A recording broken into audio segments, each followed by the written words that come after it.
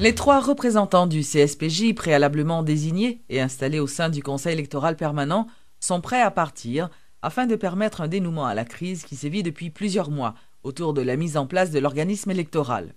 L'annonce a été faite ce mardi par le président de la République, Michel Martelly, qui a salué la décision de ces 3 citoyens.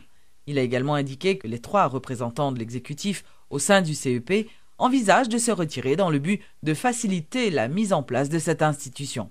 M. Martelly a fait savoir que l'exécutif désignera bientôt 3 nouvelles personnalités pour le représenter au collège transitoire du Conseil électoral permanent. Au niveau du CSPJ, code la lague, ne a démarré. Au niveau du CSPJ, ça va le permettre nous avancer. Jean, président CSPJ, président pour cassation, Mandeli, puisque un deuxième vote qui était fait, ça va le permettre que, une fois que 3 membres ça ont fait geste sublime pour une nation en service là, n'a pas avancé au niveau du CSPJ. Une fois geste ça fait, le CEP, le Conseil électoral permanent, que le président Martelly te met sous pied avec arrêté, il y a 3 personnes à bord seulement, déjà considéré dysfonctionnel. Donc 3 membres ça tout, ils ont entré dans une logique de rendre nation en service. Ça mettait nous qui bon, ça veut dire tout simplement que aujourd'hui, le président de la République l'a parié pour l'avancer avec le collège transitoire qui pour assurer l'élection. Les 3 membres du CSPJ, les 3 nouveaux membres, une fois que toute bagarre est réglée avec 3 membres qui siègent aujourd'hui et qui sont route pour démettre de fonction, une fois que le président de la République la recevoir 3 noms que le Parlement en cours de désigner, 3 noms exécutifs là, a désigné déjà pareil, et n'attendons incessamment les 3 noms du Parlement pour qu'on avance avec la formation de ce conseil, de ce collège transitoire composé de 9 membres qui devra nous mener aux élections. Une fois ça fait, le cap vers les élections. Toujours sur ce même dossier, le Parlement a finalement choisi 2 de ses 3 représentants au CTCEP. Il s'agit de Georges-Pierre Simon, désigné par la Chambre basse, et de Maître Néhémie Joseph, qui représentera le Grand Corps.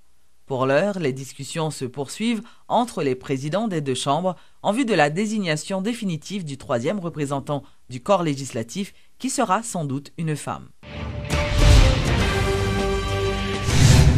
Le Premier ministre, qui a fait également office de ministre de la Planification, Laurent Lamotte, a effectué ce mardi une visite au foyer de l'incarnation du père Armand Franklin à Petite Place Cazaux, afin de s'enquérir des activités du programme national des lacs collinaires en Haïti. Satisfait, Laurent Lamotte promet de travailler en vue de l'expansion de ce programme à travers le pays. L'importance de la collinaire là, c'est non seulement dans la gestion de l'eau, dans la bonne utilisation de l'eau, mais de l'eau à tout, les vins permettent de développer plusieurs autres secteurs. Et les vins permettent tout que nous avons contre l'insécurité alimentaire, les cabas la vie dans le village, les cabas paysans la vie, et les gains des utilisations qui sont nettement bénéfiques pour bien-être de la population. Donc, nous travaillons, nous gagnons 150 millions de gouttes sous budget que nous débloquons pour nous capables faire 18 lacs collinaires avec la présentation que nous sommes aujourd'hui pour la collinaire. Nous li mettons dans une bonne position pour nous capables supporter le programme et pour nous capables élargir le programme. Parce que son programme quand même gagne plus que 190 lacs collinaires là-dedans. Il y a un plan pour faire l'autre 150. Donc, le gouvernement supporte le programme ça à 200%. Et nous allons faire ça pour construire plus la collinaire. Et nous allons travailler en dedans budget. Et nous allons travailler avec partenariat avec d'Haïti pour sensibiliser. Nous allons travailler tout avec BID qui lui-même gagne un budget pour construction plus la collinaire. Donc, là, comme ministre de planification, nous allons des rencontres avec dans les prochains jours pour nous sensibiliser sur la nécessité de construction de l'axe. Signature ce mardi d'un protocole d'accord entre le ministère de l'Agriculture et l'ONG AFER International en vue de l'amélioration des conditions sanitaires et des performances de certaines espèces animales domestiques. Suivez les explications du ministre de l'Agriculture Thomas Jacques et celles du président directeur général de AFER International, Ubaldo Ferrari. Pour permettre que nous luttions plus bien contre maladie téchène, maladie qui bat cochon yo rien cassé. Donc, grâce à partenariat ça, eh bien, l'État haïtien, via le ministère de l'Agriculture, en collaboration avec l'AFER International, pour la bataille plus contre la maladie ça, permettre que nous intensifions la campagne de vaccination annuelle contre peste porcine classique, contre maladie Newcastle, contre charbon bactéridien. Et le protocole d'accord ça va permettre que nous mettions en place des centres de reproduction et de production porcine dans plusieurs niveaux et dans plusieurs côtés dans différents départements et pays. Le protocole d'accord ça va permettre que entre AFER International et le ministère de l'Agriculture nous appuyer et notamment le secteur aquaculture là. Et la permettre de nous faire toute promotion apiculture et en même temps tout aider nous implanter un réseau de pharmacies vétérinaires. Nous avons besoin du gouvernement d'Haïti pour aider les éleveurs de tout genre de bétail avec lesquels nous travaillons depuis si longtemps. Nous avons l'occasion et l'opportunité de développer des secteurs d'industrie avec des systèmes, avec un point de vue systématique qui, je crois, aidera le secteur agricole haïtien d'une façon très fondamentale. Et nous avons aussi le support de beaucoup de donateurs aux États-Unis que nous remercions toujours pour leur support. Et avec cette chaîne donc, sectorale, non seulement dans le côté porcin, mais cabri et aussi laitier. Nous étions un petit peu en discussion avec le secteur laitier. Nous avons l'opportunité de vraiment changer les choses d'une façon fondamentale. Nous sommes ici pour ça. Donc, nous vous remercions d'une façon très profonde pour le support que vous nous donnez avec ce protocole. Et nous sommes ici pour vous aider. Une cité administrative sera bientôt à Port-au-Prince. C'est ce qu'ont annoncé les responsables de la Direction générale des impôts et de l'unité de construction de logements et des bâtiments publics.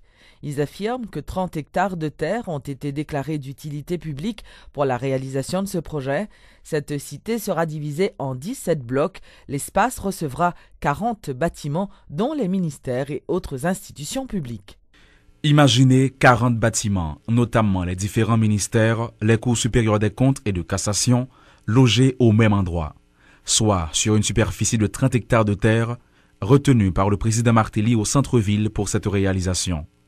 À cet effet, on parle de la première cité administrative d'Haïti. Par arrêté en date du 1er juin 2012, le chef de l'État a fait la délimitation, selon le directeur de la division bâtiments publics, à l'unité de construction de logements et des bâtiments publics, l'ingénieur Michel Exhumé. En partant de l'intersection de l'axe du boulevard Harry Truman et de l'axe de la rue Joseph-Janvier, la ligne de démarcation longe l'axe de la rue Joseph-Janvier jusqu'à l'axe de la rue Magasin de l'État en direction de l'est. Elle suit l'axe de la rue du Magasin de l'État en direction du nord jusqu'au milieu de l'îlot situé entre l'axe de la rue de Saint-Honoré et l'axe de la rue du Chelmas. La ligne suit l'axe de la rue d'Henry jusqu'à la rue de l'Enterrement. Voilà l'espace. Déclaration d'utilité publique et expropriation marche de pair. Aujourd'hui encore, seuls 513 titres de propriété ont été soumis à l'étude avant l'indemnisation. Un compte a été ouvert, l'argent est disponible, annonce le directeur général des impôts, Jean-Baptiste Clark Neptune, qui invite les propriétaires à se dépêcher. Compte escroa, li là, li gon montant qui consigne la donne et montant ça li destiné à dédommager, à indemniser moun qui nan air qui déclaré d'utilité publique là. Parce que il se peut bien que pour une raison ou bien pour l'autre, on titre capable de gagner des insuffisances là donne et nous capable besoin que moun suppléé à insuffisance là. En attendant que tout problème ça résout, l'État va le camper sous travail que le pour le faire, la continuer travail. Et si vous habitez la zone et que vous ne détenez aucun titre de propriété, ça risque d'être très difficile pour vous. Jean-Baptiste Clark Neptune est sans appel, pas de papier, pas un sou. Moun qui pas de titre là, nous pas cap dédommager. Parce que c'est pas normal que on nous pas de titre et pour ou vinn nous prévaloir d'être propriétaire. Parce que tout le monde connaît que pour moun prévaloir de la qualité de propriétaire, gagne un ensemble de papiers, un ensemble de documents faut gagne. Donc sous pas gagne. Moi-même l'État, pas qu'à faire un bout. En tout cas, avec ou sans indemnité, l'espace doit être dégagé car pour 2013, plus d'une quinzaine de bâtiments doivent être en construction, annoncent les autorités. 4 sont déjà en chantier, 6 autres sont à venir, explique l'ingénieur Michel Exhumé. Nous gagnons 6 bâtiments qui finissent étudiés, qui sont prêts pour aller en chantier. Nous gagnons 11 bâtiments, nous lançons appel d'offres pour études qui dérapent déjà. Rappelons que le centre-ville, représentant environ 200 hectares, a été déclaré d'utilité publique en septembre 2010 par arrêté sous la présidence de René Préval.